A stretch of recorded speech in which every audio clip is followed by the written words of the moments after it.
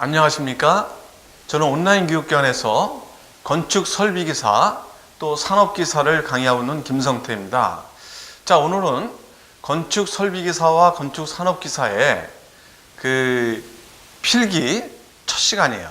그래서 우리가 그 건축 설비기사의 자격증을 취득하려면은 어떻게 하는 방법이 최고로 좋은 방법인지, 시간과 이런 좀 시간을 갖다 좀 들들이고 우리가 빨리 취득하는 방법이 무엇인지를 우리가 한번 잠깐 얘기를 하고 학과로 들어가도록 하겠습니다. 자, 건축 설비기사,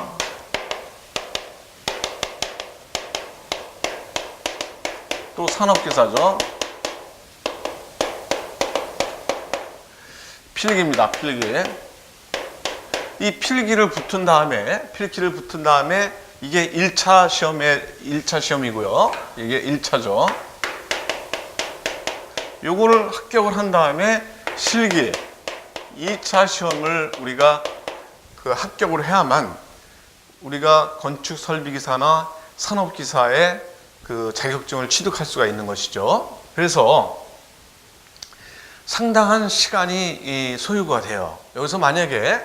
여기서 한번 떨어지게 되면은 분기가 넘어가 버려요. 그죠? 분기가 넘어가 버려요. 1사분기에서 2사분기로 넘어가고, 그게 만약에 또 잘못되면은 4사분기까지 가야 된다는 얘기예요. 그죠? 그래서 우리가 이 공부를 하면서 빨리 취득할 수 있는 방법이 뭐냐. 자, 여기서 우리가 큐넷이라고 있죠. 그죠? 큐넷. 거기서 건축 설비 기사를 따려면은 출제 기준이 어떻게 된다라는 걸 갖다가 자료실에다 올려놓은 게 있어요. 그래서 여기서 보시면은 2017년 1월 1일부터 2019년 12월 31일까지는 건축 설비 기사 또 산업기사에 대해서 출제 범위를 갖다가 명시하고 있습니다. 출제 범위. 우선 첫 과목은 뭐냐면은 첫 과목은 건축 일반이에요. 건축 일반. 두 번째 과목은 위생 설비입니다. 세 번째 과목은 공기 조화 설비죠. 그죠? 볼까요? 네, 위생 설비고, 그 다음에는 공기 조화 설비.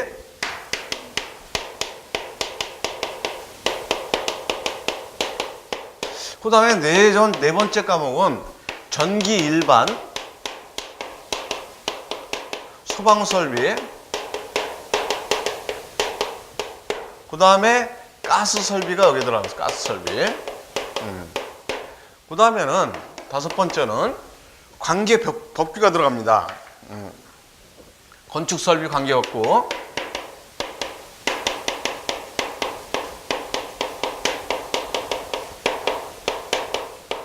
이렇게 들어가요. 이 5과목인데 5과목 중에서 이 5과목을 여러분들이 시험 봐서 관악인 40점 이하로다가 한 과목이라도 떨어지면은 여러분들은 평균이 60점이 넘는다 그래도 붙을 수가 없어요. 그래서 관악 없이 40점, 각 과목마다의 40점 이상이 되면서 평균 점수가 60점 이상이 되면은 합격입니다. 자, 그래서 여기서 보시면은 1차가 있고 2차가 있는데 실기 2차에서는 여기에 있는 범위 중에서 위생설비라든지 그 다음에 공기조화 설비라든지 그 다음에 건축설비 관계법규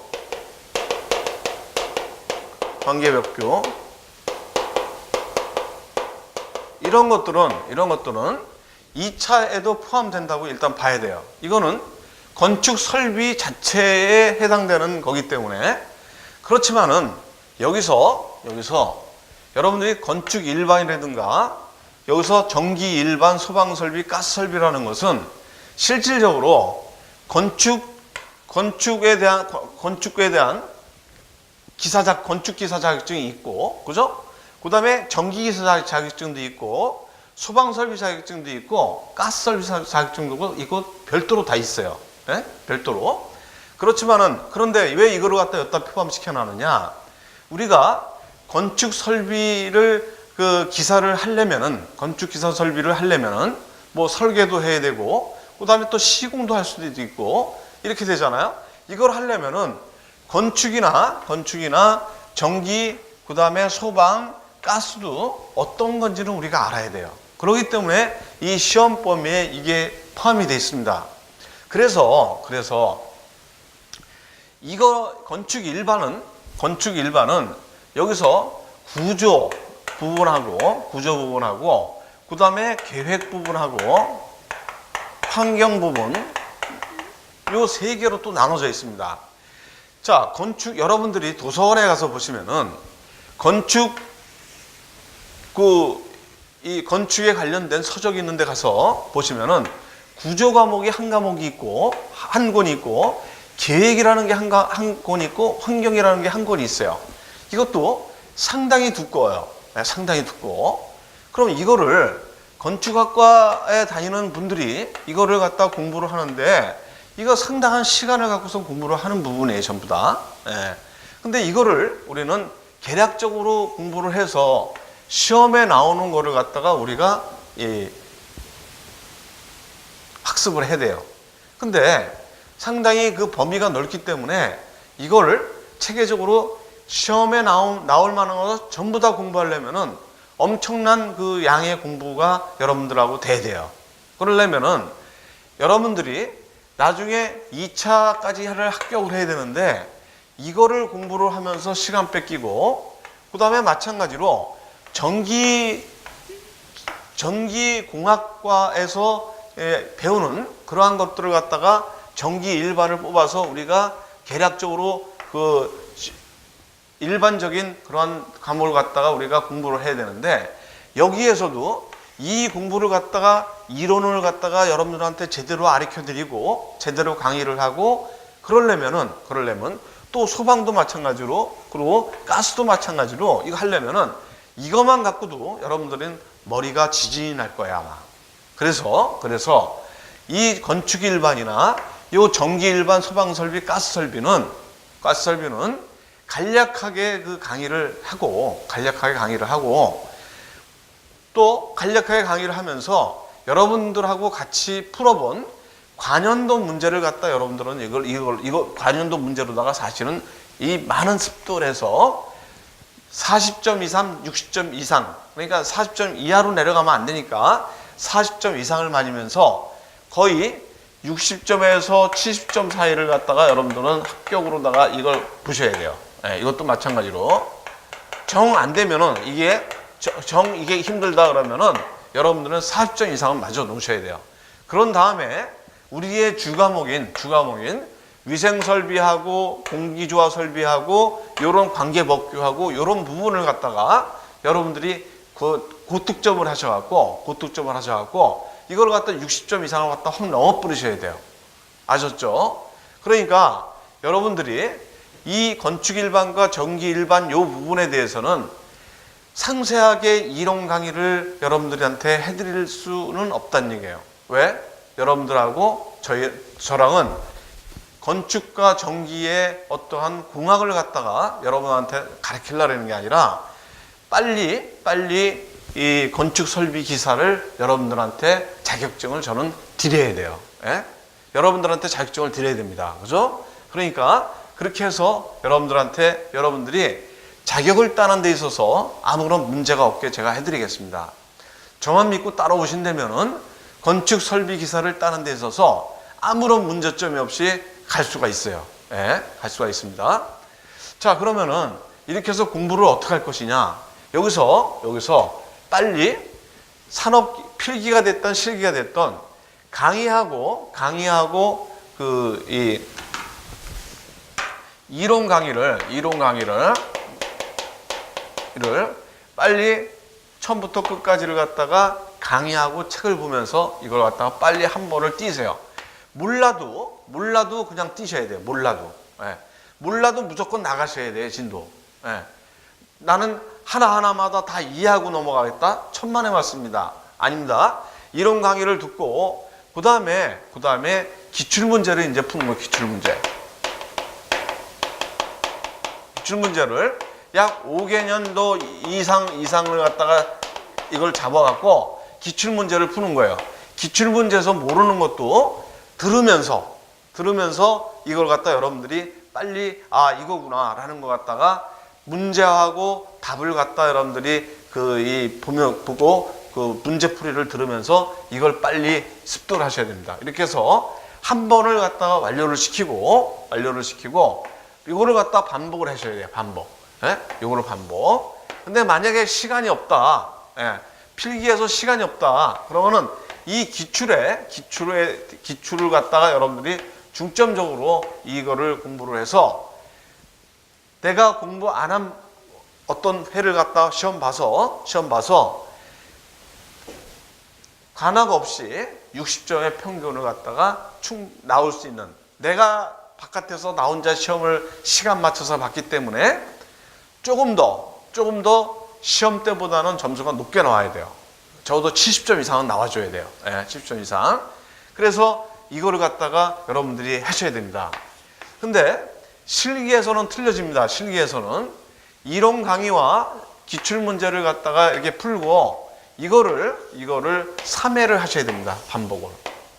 여러분들이 만약에 건축 설비의 전공자가 아니다 라고 했을 때 그런 건축 설비를 갖다가 이게 뭔지 내가 모르는 부분이 이 건축 설비에서 시험이 어떻게 나오는지 경량을 전혀 모르기 때문에 이거를 기출문제를 먼저 풀고 이론 강의를 나중에 듣는 방법도 있어요. 네. 그거는 여러분들이 선택하기 나름입니다. 이것도 상당히 좋은 방법이에요. 기출문제를 풀고 이론 강의를 들고 이렇게 거꾸로 그렇게 공부를 하다가 나중에 시험일이 다가오는 그 한 2주 전서부터는 중점적으로 기출문제 갖고선 여러분들은 이거를 갖다가 해결을 하셔야 돼요. 예. 모르는 것은 다시 이론에서 듣더라도 그렇게 해서 여러분들 시험 보시면은 무조건 합격입니다. 무조건 합격. 예. 무조건 합격이에요. 그러니까 여러분들이 계획을 잡아서 공부를 꼭 해주시기 바랍니다. 왜 제가 이 공부 방법에 대해서 얘기를 드리냐면은 이 공부 방법이 너무나 중요해요. 이런 반복 학습이 이루어지지 않으면은 여러분들이 금방 잊어버리기 때문에 공부를 했는데도 나는 왜 이렇게 점수가 안 나오지 하는 거는 전부 다 반복 학습을 안 해서 그렇습니다. 이게 산업기사를 따고 여기서 끝나는 게 아니지 않습니까? 기술사를 또 공부를 해야 되잖아요. 그죠? 기술사 공부할 때는 제가 이 공부 방법 말씀드린 거 이대로 안 하시면 여러분 딸 수가 없어요. 예, 제가 어떤 교과를 했다. 그러면 그게 처음부터 끝까지 한 번을 갖다가 누가 빨리 뛰느냐. 한 번을 갖다 완료를 하셔야 돼요. 그래서 한 번을 갖다 어떻게든 뛰었어요. 알든 모르든 정독을 하면서 정독을 하고 강의를 갖다 제가 아주 세밀하게 듣고 모르는 거 있으면은 그런 게 있어 그러면서 넘어가면서 한 번을 했어요. 그다음에 두 번째 와서 반복을 해요. 여기서 다 알아들을 수 있느냐? 결코 그렇게 알아들을 수는 없어요. 한 30%에서 50%는 알아들을 수가 있어요. 그런 다음에 두 번째를 갖다 한 번 하잖아요. 세 번째에서는 거의 100% 알아들어요. 예? 아셨죠? 그렇게 반복 학습을 하셔야 됩니다.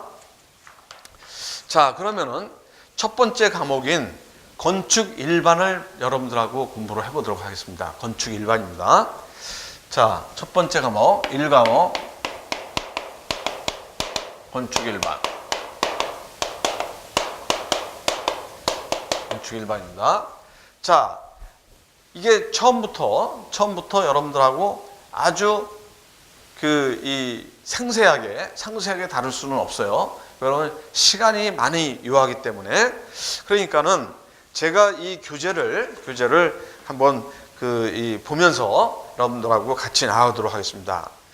자, 건축의 일반 구조에 관한 지식입니다. 자, 건축법에서 건축물이란 뭐냐 이거죠. 건축물이 뭔지를 갖다 우리가 알아야죠. 토지에 정착하는 공작물 중, 이거는 정의입니다. 건축물의 정의예요. 건축물이란 토지에 정착하는 공작물 중 지붕, 기둥, 벽, 지붕, 기둥, 벽, 이 있는 것과 이에 딸린 시설물, 지하나 고가의 공작물에 설치하는 사무소, 공연장, 점포, 차고, 창고, 그 밖에 대통령령으로 정하는 것을 말한다. 이렇게 정의가 되어 있습니다. 건축법에. 그러면은 여기서 중요한 게 지붕과 기둥과 벽이 있어야 된다는 게 건축물은. 이게 없으면, 이거 세 개 중에서 하나라도 없으면은 건축물이 될 수가 없는 겁니다. 그죠? 그래서 건축물을 축조 순서대로 분류하면 그렇습니다. 교재를 보시면은 첫 번째, 가설공사를 해야 돼요. 건축물을 하려면은 가설공사를 해야 돼. 뭐를 해야 돼? 가설공사. 그래서 가설 전기도 들어와야 되고, 가설 수도도 들어와야 되고, 건축물을 하는 데 있어서 비계도 매야 되고, 여러 가지의 가설공사를 먼저 해야 됩니다. 그 다음에는 부지 및 지반 조사를 해야 돼요. 그 다음에 토공사, 그 다음에 흙막이 공사를 해야 되고, 그 다음에는 이제 기초공사를 해야 되죠. 그죠? 기초공사. 그 다음에 이제 철근 콘크리트 공사, 철골 공사, 그 다음에 조족공사, 석공사, 타일공사, 목공사, 방수공사, 그 다음에 지붕공사, 그 다음에 금속공사, 커튼홀 공사, 그 다음에 미장공사라든지 창호 및 유리공사, 그 다음에 도장공사로 크게 나눌 수가 있어요. 여기서 여러분들이 좀 알아둬야 될 게 흙막이 공법을 갖다가 일단은 좀 알아놓으실 필요가 있어요. 흙막이 공법.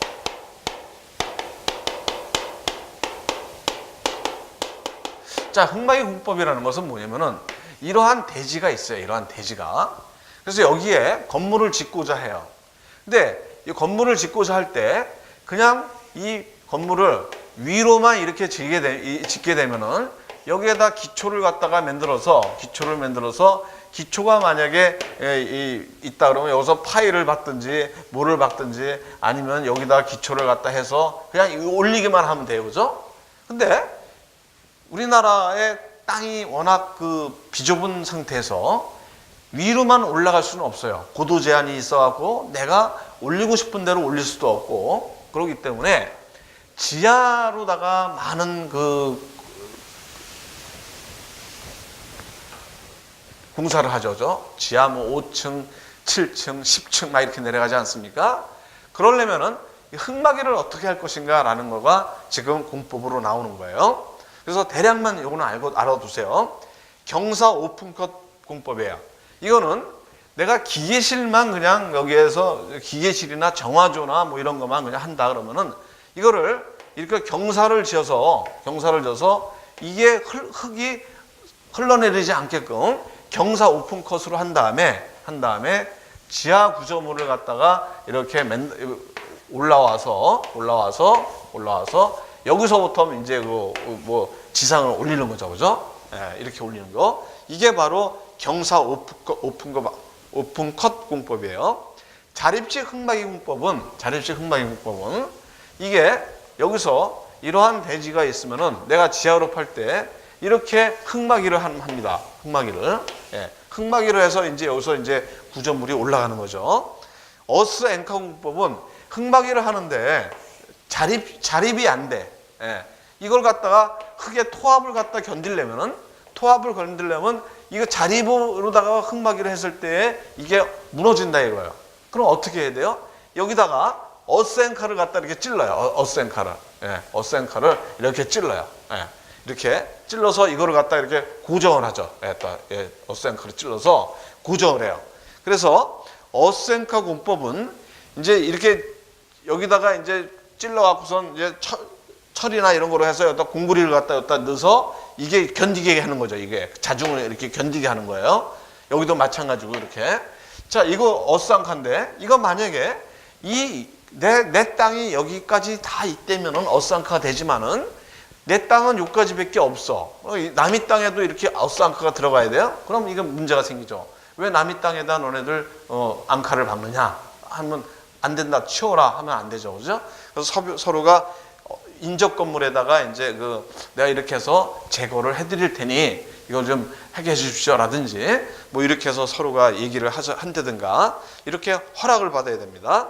그 다음에는 아일랜드 컷 공법입니다. 아일랜드 컷. 이거는 대지주에 흙막이 벽을 설치하고 흙막이 벽에 접해서 경사면을 남겨두고 흙막이 벽을 지지하도록 하는 공법으로 중앙에 먼저 굴착 건물을 축조해요. 아일랜드 컷이라는 것은 그냥 대략만 알아두세요. 이러한 대지가 있어요.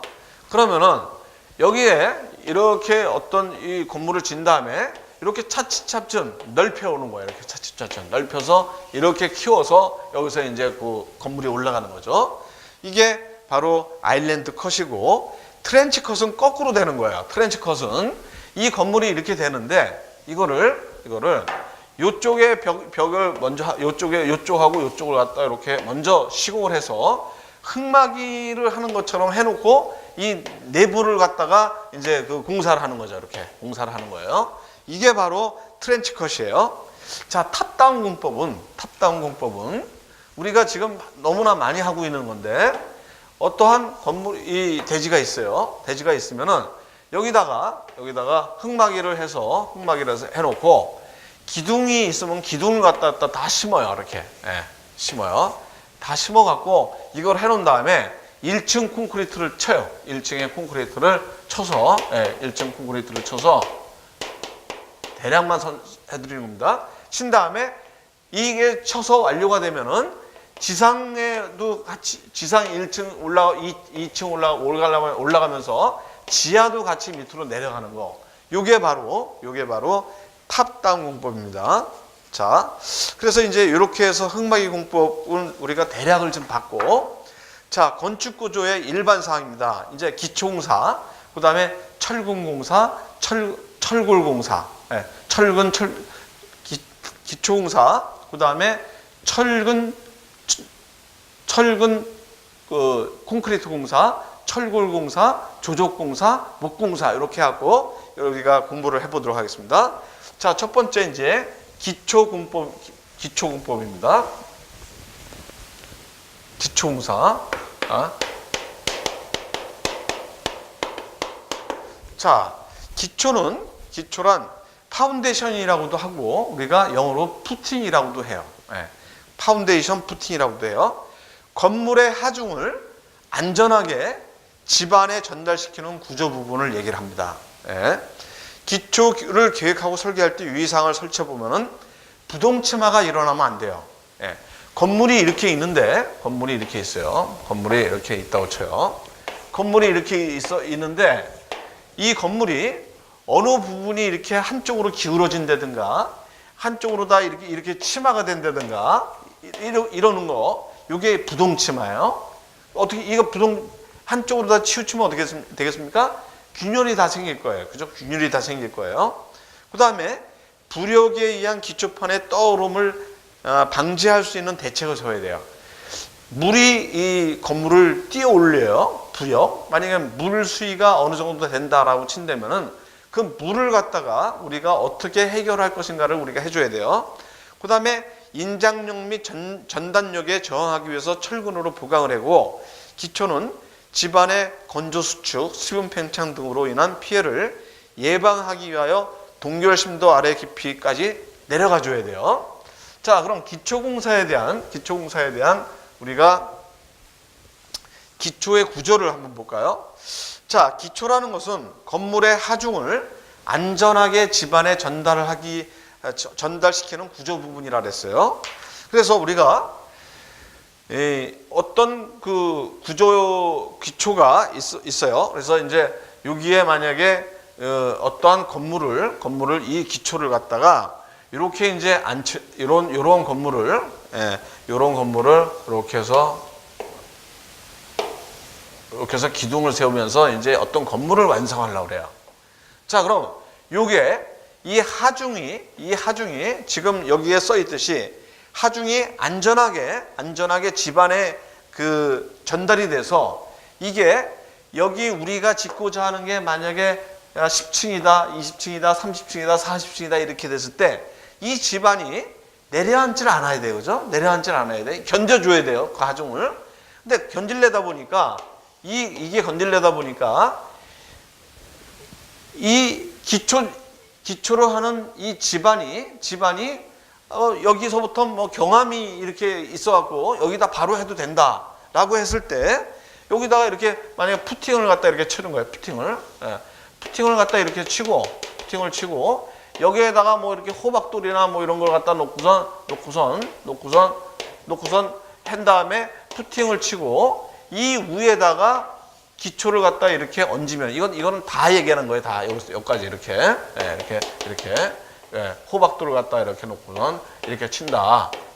라고 했을 때 이게 바로 그 기초예요. 이게 기초. 이 하중이 이거 여기 기초에 전달이 돼서 이상 없이 지탱하고 있는 겁니다. 그래서 요거를 뭐라 그러냐면은 요거는 이제 여기서 보면 잡석이고, 그죠? 잡석이고, 이거는 이제 푸팅이에요. 푸팅. 그래서 이 버림 또 뭐라 그러느냐? 밑창 콘크리트라고도 우리가 얘기를 해요. 밑창 콘크리트.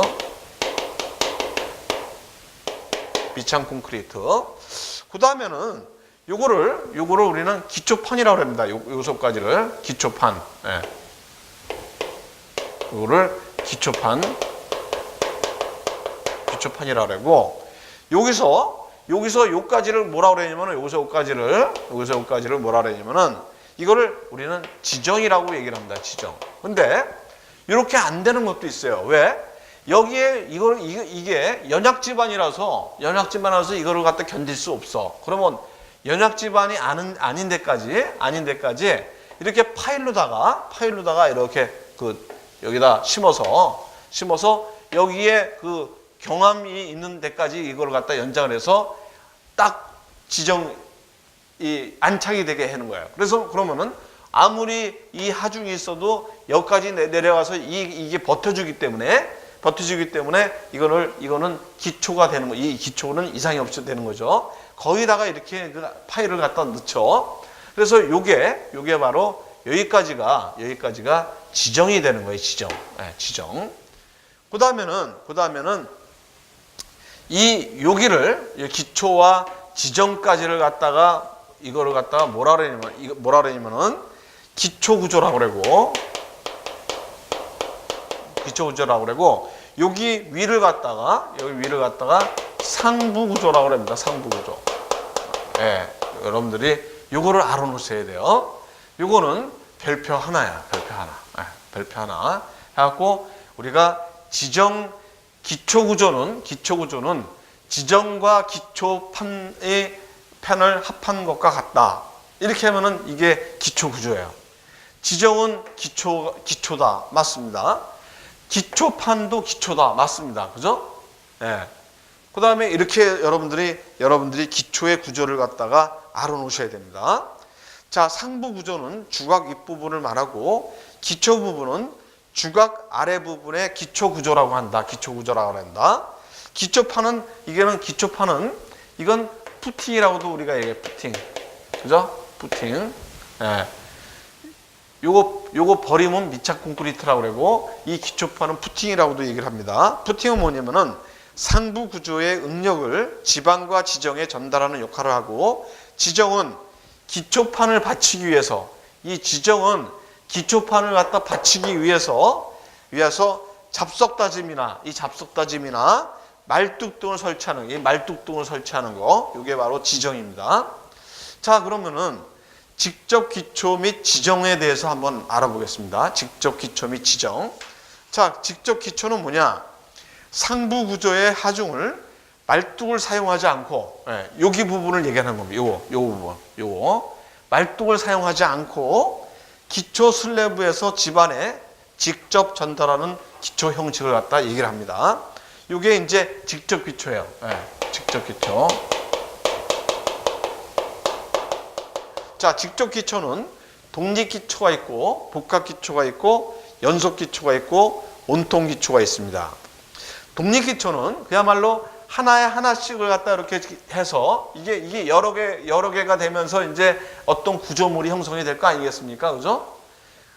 그게 바로 직접 기초에 대한 독립 기초가 되는 거고, 독립 기초. 두 번째는 복합 기초는 이 기둥이 여러 개 있는 걸 갖다가 기둥 사이의 간격이 좁을 때 두 개의 기둥을 하나의 기초판 위에 설치하는 거. 기초를 갖다 연결을 해서 두 개 이상을 갖다가 우리가 상부 구조를 얻는 거. 이게 바로 복합 기초고, 연속 기초는 계속 우리가 어떤 내력벽이 있다라고 쳤을 때 그 줄기초를 갖다 쭉 치는 거, 이게 바로 연속 기초고 또 줄기초라고 합니다. 온통 기초는 전체를 갖다 치는 거예요. 매트 기초라 그래갖고 전체를 갖다가 치는 거예요. 한 1.5m, 1.5m, 뭐 2m 이렇게 치죠, 그죠? 그래서 건물 하부 전체가 한 덩어리의 기초판으로 된 기초를 갖다가 우리가 온통 기초라고 합니다. 그거는 상부 구조물의 하중이 매우 커서 독립기초, 줄기초 등으로는 필요한 기초판의 면적을 확보하기 힘들거나 연약지방일 경우에 사용합니다. 자, 뗏목 기초라는 것은 지반이 약하고 단단한 지반이 깊이 있을 때 부력에 의해 받치는 기초를 갖다 우리가 뗏목 기초라고 해요. 자, 그러면은 직접 기초를 봤어요. 그 다음에 이건 지정을 보겠습니다. 지정. 요겁니다. 지정. 직접 기초나 지정이나 똑같아요. 어차피 요 자체가 기초 구조에 해당이 되는 거니까. 그죠? 자, 그러면 기초를 안전하게 지지하기 위해서 기초를 보강하거나 이 기초를 보강하는 거죠. 그죠? 그 다음에 지반의 내력을 보강하는 것이며 지반 다지기, 잡석 지정, 말뚝 지정이 있다. 자, 이것도 직접 기초인데 잡석 지정이 있고 모래 지정이 있고 자갈 지정이 있고 그 다음에 밑창 콘크리트 지정이 있고 그 다음에 말뚝 기초, 이렇게 말뚝을 놓는 기초가 있고 그 다음에 피어 기초는 5고 기초라고 그래갖고 5고 파일이라고 했고 페디스탈 말뚝 기초는 페디스탈 파일이라고 그래갖고 기초판이 지반에 박힌 말뚝 위에 지지되는 거예요. 지반에 박힌 말뚝 위에 지지가 되는 겁니다. 그 다음에 피어 기초는 5고 8이라고 그래갖고 구멍을 뚫어요. 나사로 됐고 돌아가면서 이거는 우리가 이 말뚝을 박을 때 이 때리면서 박는 거는 소음이 많이 나지 않습니까? 그다음 소음 진동이 문제되기 때문에 구멍을 뚫어갖고 건축물을 지지하고 지중의 지지 기반에 지반에 이르는 현장치 콘크리트 말뚝의 일종으로 보통 지름이 80cm 이상인 것, 이게 피어 기초입니다. 자만 기초는 어떠한 건축물이 이렇게 있어요. 만약에 이러한 건축물이 이렇게 있어. 이 큰 이런 건축물이 있어. 이렇게. 이런 건축물이 있다고 쳤을 때 이거를 파서 들어가야 되는데 이거를 잠함시키는 거예요. 잠함. 이거를 여기에 이렇게 있던 거를 파면서 이 부분은 깊이 들어가면서 파면서 여기에다가 이렇게 하고 요 팔 수 있는 기계를 갖다가 이렇게 넣는 거죠. 여기서 기계가 이렇게 막 돌아가는 거, 축을 연결해 갖고 돌아가고 여기서 사람이 들어가든 기계가 들어가면 기계에 들어가서 이거 판 잔재물을 갖다가 끌어올리는 거죠. 이렇게 해서 파면서 이렇게 들어가는 거. 이게 이제 자만 기초예요. 그러니까 지상에서 구축한 철근 콘크리트 어떠한 구조체를 갖다가 상자나 통 형태의 지하 구조물이죠. 이걸 갖다가 그 밑을 굴착해서 소종의 위치까지 침하시키는 것을 갖다 우리가 자만 기초라고 합니다. 자만 기초. 자, 그럼 기초를 했어요. 그 다음에 우리가 지반 조사를 한번 해보죠. 이제 지반이 어떻게 되나. 이 지반이 어떻게 되는지를 조사를 해야 됩니다. 이러한 공사를 하려면 지반이 어떻게 되느냐 이거죠. 자, 흙의 성질을 우선 알아야 돼요. 흙의 종류라든가 구성이라든가 흙의 전단 강도를 알아야 됩니다. 그리고 아까 말씀드렸듯이 물이 얼만큼 있는지, 그럼 물을 갖다가 우리가 어떻게 유도를 해서 외부로 반출을 시켜야 되는지 이런 것들을 알아야 돼요. 건축공사와 물의 관계. 그 다음에는 지반 조사의 순서는 어떻게 되느냐. 예비조사가 있고 본조사가 있고 추가조사가 있어요. 그래서 지반조사의 순서가 아닌 것은 이렇게 우리가 물어볼 수가 있습니다. 요거를 여러분들이 별표 하나를 해놓으시고, 그러면 조사 방법은 뭐 있느냐. 이것도 별표 하나 해갖고 지하탐사법, 짚어보기, 터파보기, 물리적 탐사법이 있고, 볼링, 구멍을 뚫어서 그걸 갖다가 끄집어내서 먼지를 볼 수도 있고, 이러한 것도 있죠. 자, 기초의 치마 아까 했어요. 부동치마하고 부동치마에 대해서 우리가 봤고, 균등치마하고 부동치마에 대해서 우리가 볼 거예요. 자, 기초 치마의 형태가 균등 치마가 있고 부동 치마가 있어요. 그럼 균등 치마는 아까 말씀드린 대로 부동 치마는 어느 일부분이 치마가 되는 건데 균등 치마는 전체적으로 똑같이 된다? 그러면 위아래로 내려갔다 올라갔다 하니까 그렇게 큰 문제는 없어요. 이제 부동 치마가 문제가 되겠죠. 그래서 치마의 크기가 다른 치마로 부동 치마가 발생되면은 구조물에 균열이 발생하거나 구조물이 기울어져 기능과 안전에 안 좋은 영향을 미칩니다. 그러면 치마 방지 대책이 뭐냐? 이것도 별표 2개입니다. 구조물이 길고 큰 경우 신축 이음을 둔다는 얘기죠. 신축. 예. 이게 긴 어떤 이런 건물이 있는데 단층으로서 아니면은 곧좀 층수가 있지만은 길다. 그럼 여기다가 이런 신축 이음을 두는 거예요. 예. 이게 좀 움직여도 플렉시블 요 부분에서 플렉시블하게 돼 갖고 어떤 딴 거에는 문제가 없게끔 해주는 거예요. 그래서 우리가 신축 이음을 두고 말뚝이나 피어나 케이슨을 지지 가능한 지방까지 깊게 해서 이러한 부동 치마가 없게 만들든지 아니면은 연약 지반을 개량을 해서 우리가 만들든지 이렇게 해서 치마 방지 대책을 세워야 됩니다. 자, 그 다음에 부동 치마의 영향과 원인과 대책은 뭐냐? 이거는 별표 3개짜리입니다. 부동 치마에 의한 영향은 집안의 치마라든가 상부 구조물의 균열에 의해서 구조물 누수가 발생하고 단열 및 방습 성능이 저하가 됩니다. 부동 치마가 되면은. 자, 부동 치마가 되면 균열이 돼요. 균열이 된다는 얘기는 철근과 콘크리트가 들어간 구조물이 균열이 되면은 어떠한 물이나 공기가 그 안으로 들어갈 거예요. 그러면은 철근이 부식이 되죠. 그죠? 그럼 철근이 부식이 되면은 일반 철근이 이렇게 있는데 부식이 되면 몇 배로 팽창이 됩니까? 이게 한 10몇 배로다가 팽창이 돼요. 그렇게 되면은 콘크리트를 갖다가 밀어내서 탈락을 시켜버려요. 그러면은 계속 철근은 부식 범위가 넓어질 겁니다. 그럼 어떻게 되겠어요? 구조물이 어떻게 돼요? 나중에 무너질 수도 있다는 얘기가 나오는 거죠. 그렇기 때문에 부동 치마에 의한 영향은 이러한 구조물 누수 발생이 되고 부동 치마의 원인은 뭐냐? 그러면은 아까 말씀드렸듯이 집안 치마 방지 대책과 거의 같아요. 연약층 위에 기초를 시공했을 경우에 부동 치마의 원인이 되고 연약 집안의 깊이 분포가 다른 집안의 기초를 시공했다. 또 서로 다른 기초에 복합 시공을 했다. 종류가 다른 집안의 기초를 시공했다. 증축으로 인한 하중이 불균형하다. 이랬을 때 부동 치마의 원인이 됩니다. 자, 부동 치마의 대책은 뭐냐? 부동 치마의 원인을 없애면 되겠죠. 그죠? 연약 집안 위에 기초를 시공했다. 연약 집안 위에다 기초를 시공하지 말라는 얘기죠. 그죠? 이렇게 해서 여러분들이 하면 되고. 자, 그러면 본격적으로 건축 구조의 분류를 하겠습니다. 철근 콘크리트 구조, 철골 구조, 조적 구조, 목 구조 이렇게 해서 우리가 분류를 해서 공부를 해보도록 하죠. 자, 건축 구조의 분류를 한번 해볼까요? 철근 콘크리트 구조입니다. 우선은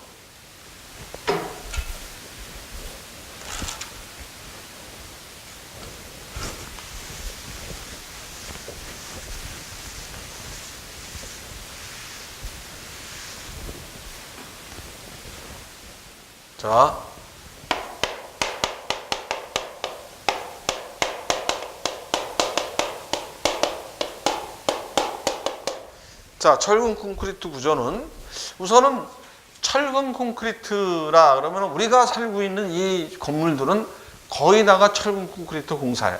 그죠? 그래서 이러한 기둥이 있고 이러한 기둥이 여기서 이제 뭐 이 밑에 층이라고 그랬을 때 밑에 층이 이렇게 해서 콘크리트가 쳐져 있을 때 여기다 이제 거푸집을 이렇게 대서 이제 이 콘크리트를 친다 이거죠. 콘크리트를 갖다 여기서 치고선 여기까지 콘크리트 치는 거야 이렇게. 그죠? 콘크리트를 치는 거예요. 네. 이러한 구조물을 만든다 그랬을 때 여기다가 이런 거푸집 공사를 하게 되는 거죠. 거푸집. 네.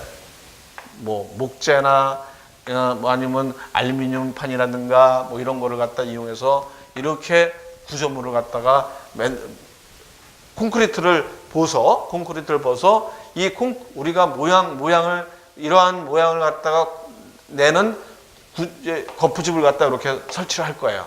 그죠? 거푸집 공사를 합니다. 그리고 이 거푸집 공사가 끝나면은 철근이나 철근 넣고 이 철근을 갖다 이렇게 넣은 다음에 콘크리트를 갖다 이제 쳐서 이 콘크리트가 딱딱하게 경화가 돼서 어떠한 강도가 나올 때까지 거푸집을 놔뒀다가 이제 이거 탈영을 하죠. 거푸집을 띱니다. 그래서 철근 콘크리트 공사는 아주 내가 원하는 대로의 어떠한 그 모양도 낼 수 있고 내가 원하는 대로 구조물을 만들 수가 있어요. 예? 알으셨죠? 일체형이죠. 일체형. 그래서 거푸집 공사를 합니다. 자, 그럼 철근 콘크리트 구조입니다. 철근 콘크리트 구조는 여기 지금 교재를 보시면은 철근과 콘크리트가 일체로 결합한다 그랬어요. 아주 중요한 겁니다.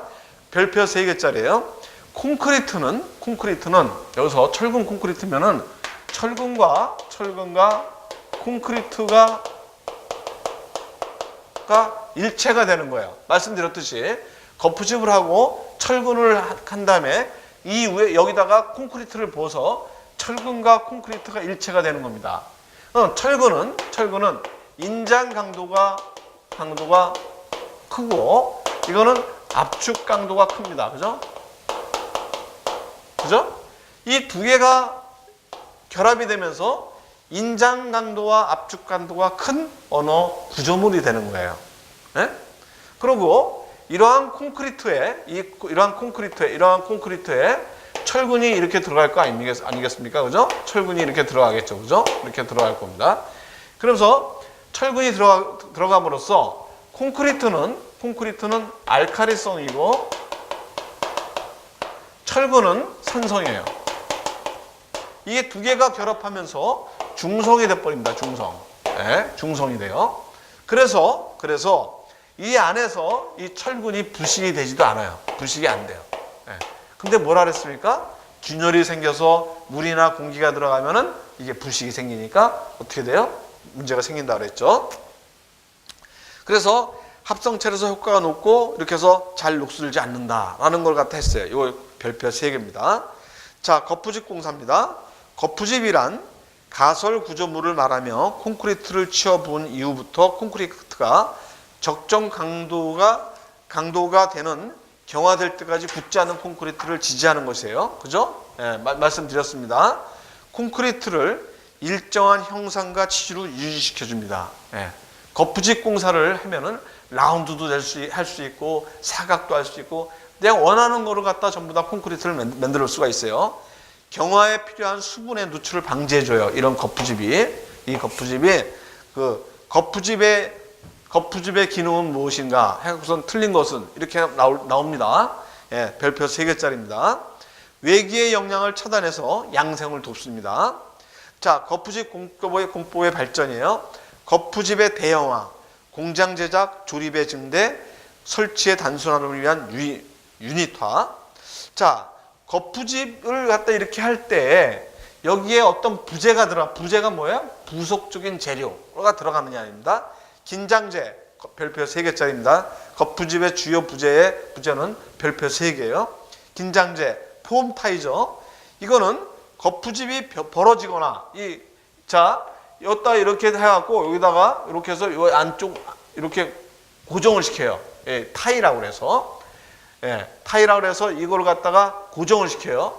이 콘크리트의 어떤 하중에 있어서 이게 일정하게 요게 뭐 300mm의 간격이 돼야 된다라고 했을 때 요게 벌어지지 않게끔 하는 게 바로 긴장재, 폼타이고 경리재는 이 거푸집이 콘크리트가 경화됐을 때 탈락을 시킬 거 아닙니까? 잘 떨어지게 하는 거예요. 경리재.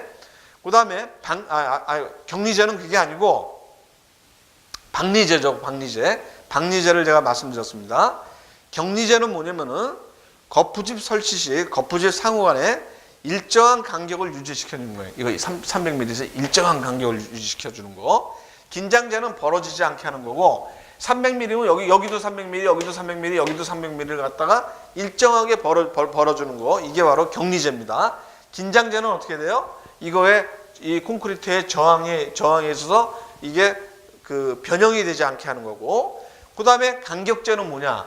이러한 여기에 철근이 이렇게 들어가는데 이게 바닥이라고 치면은 철근이 이렇게 들어갈 거 아닙니까? 열로도 철근이 들어가고 또 일로도 철근이 들어갈 거예요. 그럼 바닥에서 여기까지 첫 번째 철근, 하부 철근까지를 띄워서 이만큼이 콘크리트가 들어가게 해줘야죠. 이 부분은 콘크리트가 들어가게 돼요. 그죠? 콘크리트가 들어가줘야 돼요. 이 콘크리트가 들어가게 해줘야 되는 이거를 갖다가 띄워줘야 돼요. 그게 스페이서, 간격재죠. 간격재. 자, 거푸집의 주요 부재가 별표 3개입니다. 자, 그 다음에 철근공사입니다. 철근공사. 철근은 인장력을 부담하는 부재예요. 그래서 이형철근, 용접철망 등 콘크리트를 보강할 목적으로 사용되는 모든 강재를 얘기합니다. 철근의 이음 종류는 겹침 이음이 있고 그 다음에 기계식 이음이 있고 용접 이음이 있어요. 자, 철근이 있는데 철근도 한정없이 우리가 길이가 길게 나올 수가 없어요. 그렇기 때문에 이 철근을 갖다 이렇게 있으면은 이거가 이렇게 겹침을 해서 여기서 결속선을 갖다 이렇게 묶어줘야 돼요. 예. 그러면은 이게 두 개를 갖다 묶기 때문에 하나의 인장 강도가 있는데 이거 묶기 때문에 이 하나의 인장 강도 이상이 나와줘야 돼요. 그죠? 이 겹친 부분도. 그러다 보니까는 이 겹침 이음이, 이게 바로 겹침 이음입니다. 겹침 이음. 요걸 갖다가 요 철근을 갖다 카프링을 갖다 이렇게 갖고 이렇게 또 카프링을 하는 것도 있어요. 이것도 마찬가지로 철근의 이 원철근의 인장 강도 이상이 나와줘야 돼요. 이게 바로 기계식 이음입니다. 기계식 이음.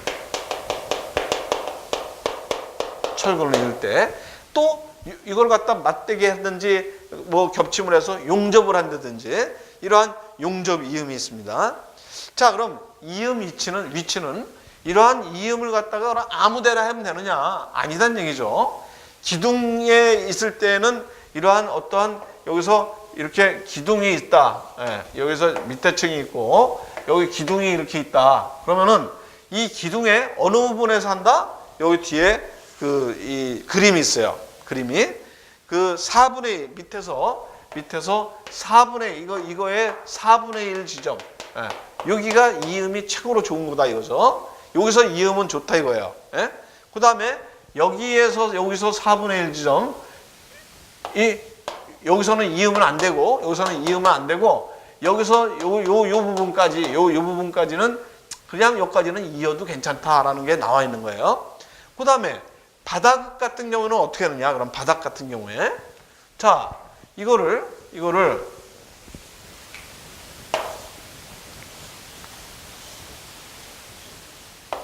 이렇게 있다 이거. 이렇게 있다. 그럼 하부 철근이 있고 상부 철근이 있어요. 하부 철근이 있고 상부 철근이요. 하부 철근은 여기에 그림에 있듯이 여기에 비임에서 4분의 1 지점, 요 비임에서 4분의 1 지점인 여기서 이런 겹침 이음을 해라는 얘기예요. 4분의 1. 상부 철근은 여기서 어떻게 되냐면은 2분의 1 지점, 여기서 여기에서 이음을 해라. 예, 요거는 상부 철근의 이음이고 철근의 이음 부위고 이거는 하부 철근의 이음 부위다. 그죠? 자, 바닥과 보에 대해서 이 기둥과 보에 대해서 얘기했습니다. 자, 여기서 여러분들이 제일 여기서 많이 나오는 이 철근은 뭐냐면은 띠철근 후프의 역할이 뭐냐는 걸 얘기를 해요. 이 기둥이 여기서 만약에 이게 기둥이 이렇게 있다, 이렇게 기둥이 있다라고 했을 때, 예? 기둥이 있다라고 했을 때 이걸 갖다가 위에서 밑으로 내려다 보면은 이러한 사각 기둥이 있다라고 했을 때 이렇게 철근이 이렇게 이제 들어갈 겁니다. 이렇게. 그 이거를 갖다가 이렇게 디귿자로다가 이걸 갖다 철근을 해주는 거. 이게 바로 띠철근이에요. 띠철근. 그 다음에 이 하리 여기서 이제 요 콘크리트가 있고 요렇게 하리가 있죠, 그죠? 요 하리가 이렇게 길게 이렇게 될 거 아니겠습니까? 여기에 들어가는 철근이 만약에 이렇게 있다, 이렇게 있고 여기도 있다 그랬을 때 이것 또한 이렇게 띠철근으로다 이렇게 된 거, 이게 바로 늑근입니다. 늑근. 예. 이건 후프철근이라고 하고 후프철근이라고 이건 늑근이라고 그러죠. 그래서 이 띠철근의 역할은 뭐냐? 전단 보강을 위해서 얘기하는 건 전단 보강. 전단력에 저항하는 겁니다. 주근의 위치를 고정하고 기둥을 감싸는 테두리 역할. 이거는 별표 5개짜리입니다. 예? 기둥을 감싸는 테두리 역할로 횡방향 변형을 억제하며 기둥의 자구를 방지한다. 자구를. 그 다음에 철근 콘크리트 조에서 기둥의 주근을 보강하며 좌구를 방지하고 간격 유지 등을 위해서 주근의 직교에서 감화된 가는 철근을 얘기합니다. 자, 여기서 우리가 이 밑에 여기서 보시면은 여기서 띠철근이 여기서 나왔고, 저 띠철근이 나왔죠. 그 다음에는 여기서 늑근이라고 나오는데 보가 나왔고 보의 종류. 저기 보 밑에 보시면 그림 밑에 보시면은 철근 콘크리트 보의 늑근이라고 나오죠, 그죠? 스트럽이라고 얘기하죠. 요게 바로 요겁니다. 요게 늑근이에요. 요것도 별표 5개입니다. 철근 콘크리트 보의 주근을 둘러감은 철근으로 전단력에 의한 파괴에 의한 보강 철근입니다. 전단력에 의한 균열 방지를 위해서 사용하죠. 자, 보의 종류가 있습니다. 보의 종류는 단순보가 있고 내민보가 있고 플레이트보, 그 다음에 프리캐스트 콘크리트 보가 있어요. 그 다음에 슬래브가 있어요. 그래서 우리가 보까지만 우리가 하고 다음 시간에 우리가 또 연결을 해서 공부를 하도록 하겠습니다. 네, 여러분들 수고하셨고요. 조금만 쉬었다가 두 번째 시간을 시작하겠습니다. 예, 수고하셨습니다.